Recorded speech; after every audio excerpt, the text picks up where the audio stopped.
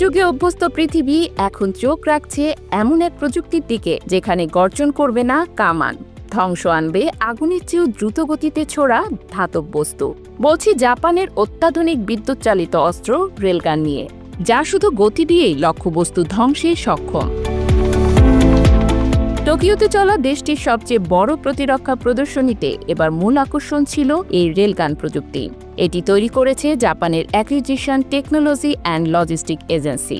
সংস্থাটির এক কর্মকর্তা নাম প্রকাশ না করার শর্তে বার্তা সংস্থা এএফপিকে জানায়, রেলগান হল ভবিষ্যতের অস্ত্র। এতে বারুদ নয়, ব্যবহার করা হয় বিদ্যুৎ। এই অস্ত্র চালিত হয় ইলেকট্রোম্যাগনেটিক শক্তিতে। শক্তিশালী চুম্বকীয় বল ব্যবহার করে এটি ছুড়ে দেয় ধাতব বুলেট, যার অভিঘাতেই ধ্বংস হয় লক্ষ্যবস্তু।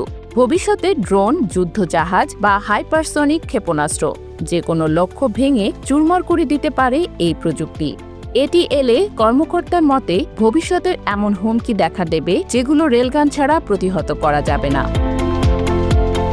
বিশ্বের অন্যান্য শক্তিধর দেশ যুক্তরাষ্ট্র, চীন, ফ্রান্স ও জার্মানিও রেলগান প্রযুক্তি নিয়ে গবেষণা চালিয়ে যাচ্ছে।